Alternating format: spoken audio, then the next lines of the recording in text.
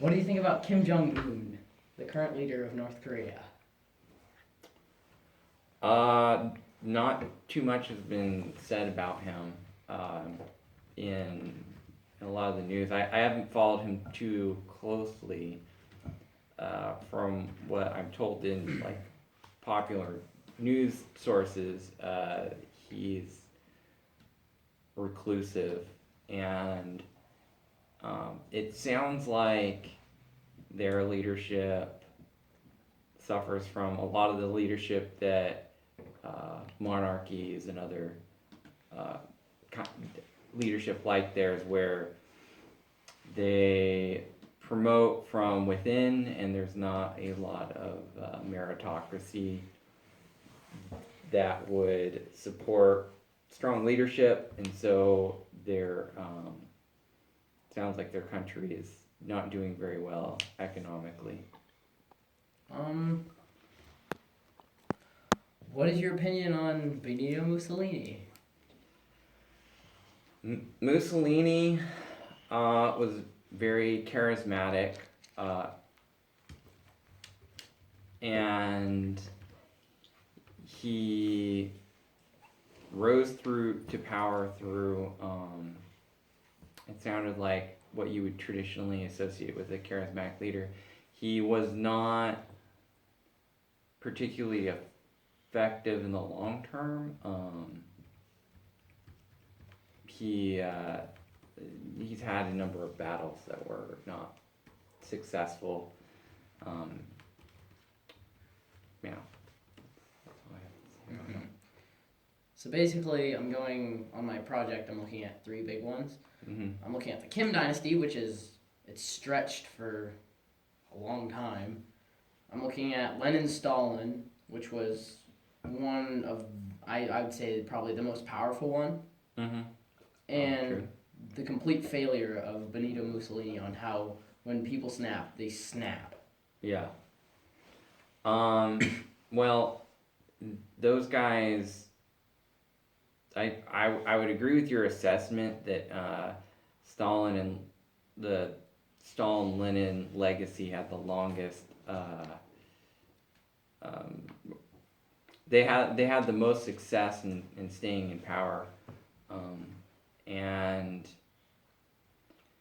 I I guess North Korea has as well. I think the Stalin Lenin legacy was a little bit better because they seem to have more economic success than North Korea, which is severely lagged behind the rest of the world. Uh, Mussolini was also in a very tight position in the world.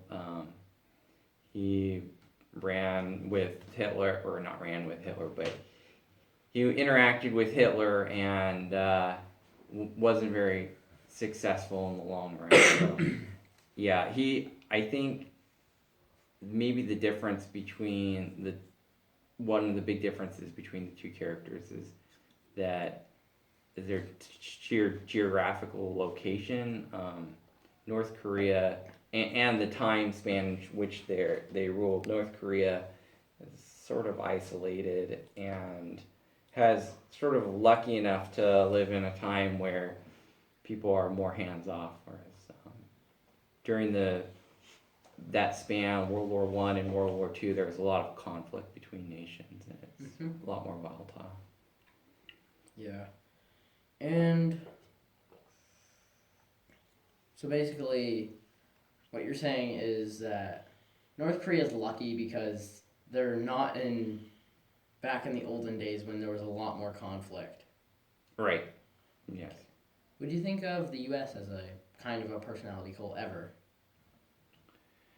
I think the typically when people refer to personality cults, I think it refers specifically to totalitarian governments. Mm-hmm. But I feel like in my brief experience in reading about personality cults and the terminology behind it, it seems like it's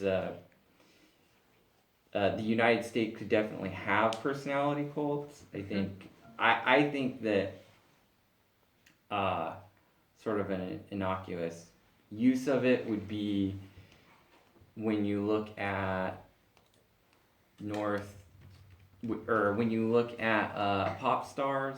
Typically a business will pick someone who's sort of attractive, amiable to some extent, and then they will um, elevate that person's personality to stardom, and and they don't have to necessarily be talented.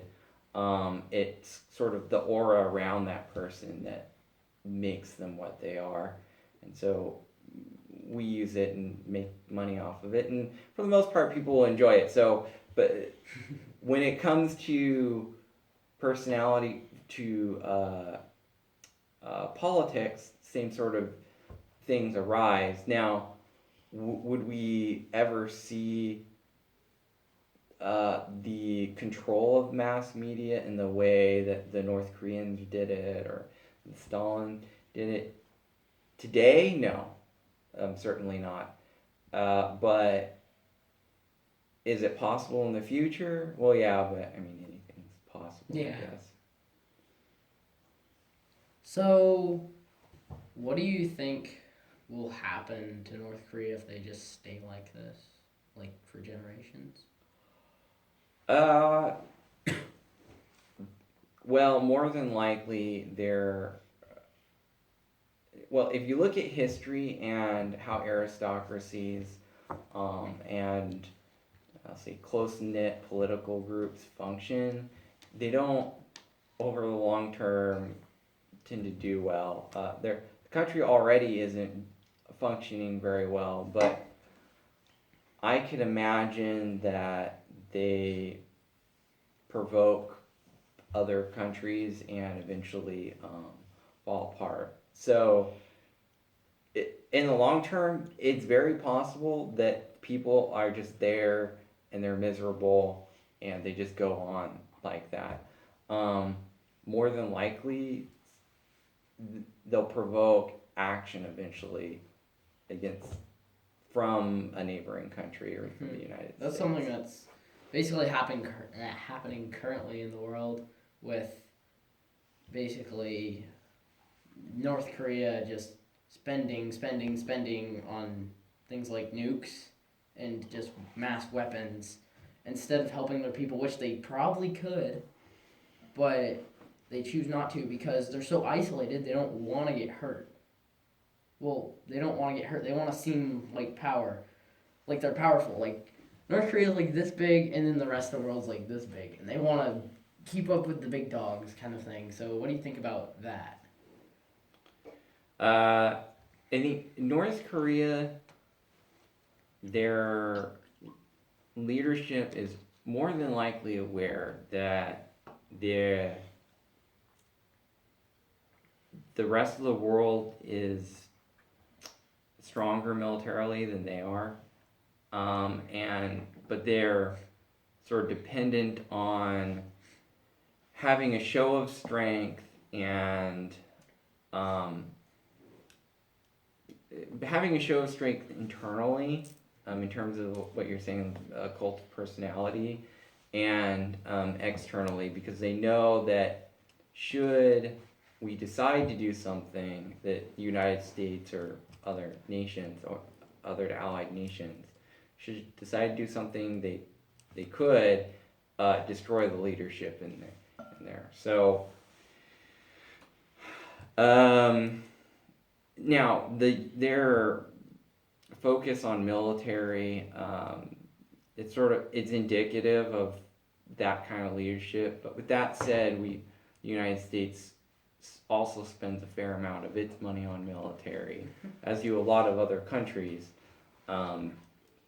It's just there are problems with the way that you structure society when you structure it like theirs that kind of impedes growth. So, basically, they could be a better nation, but they're not because of what you just said. right? Just how they're structured. They're not structured well. Do you think ever in the future that they could become a better nation, like you've seen with personality cults in the past? Russia's become better.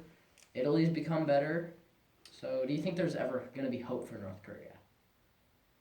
Yeah, it's possible that the Kim dynasty ends, and it could garner in a generation or a group of policies that do well. There are some people that live in South Korea that actually know or have family that were in North Korea. Mm-hmm. Given the success of South Korea, the North Koreans, given the opportunity to do so, could follow in suit. The In terms of current leadership and the way that the society is structured, the Chinese have had some success in a more of top-heavy bureaucratic model of governance rather than doing sort of the way that maybe some Western countries do democratic nations. So they could structure their country maybe like the Chinese have, maybe former Russia after like 1989, I think it was. Wasn't that when the Cold War ended? Yeah, Yeah. their economy eventually kind of fell apart, and Yeah. they've been sort of And the Soviet struggling ever Union since. just broke apart. They broke off. And Right, and they've had problems ever since. yeah. I mean, it's gotten better than strict leadership under people like Stalin, though. Right, but well, you have to remember that Stalin was killing his own people, and there Yeah. was It was very terrible living Yeah. I heard there was conditions. upwards of 20 million. He killed more people. Yeah. He did kill more people, have more people killed than Hitler. Yeah. Was it all direct? No. But still, a lot more people got killed than Hitler, and a lot of people don't know that. They think of Hitler as he had this many people killed. Well, they don't think about Stalin because Stalin was with the Allied forces. And the Soviet Union kind of helped out in a sense. Right. Well, Stalin was a little bit more secretive, and he was secretive about, to some extent, about what he was doing, but also Hitler was picked out a specific group of people, or the Jewish people. He picked them out in a way that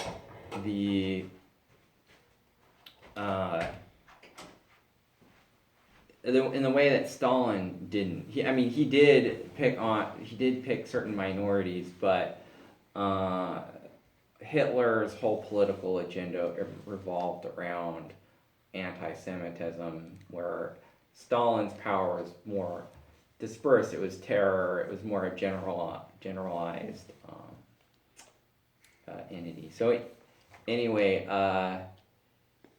yeah. So people don't know about it. I think because of the way that Hitler went about things. He was a lot more open. He was a lot more open. Stalin, because of how his politics was structured, and because he was not as open, it just doesn't get as much recognition. I mean, that's not good recognition to have, but at the same time, it's still recognition in history. Sure, and but the whole of the Eastern Bloc and Russia, it's sort of shrouded in mystery, or not mystery, a myth. During the Cold War, there was a lot of American government propaganda against Russia to help get support for the Cold War. Because basically they need support, that means they need taxpayer dollars and all that good stuff. Right. To fund everything, like funding Hanford.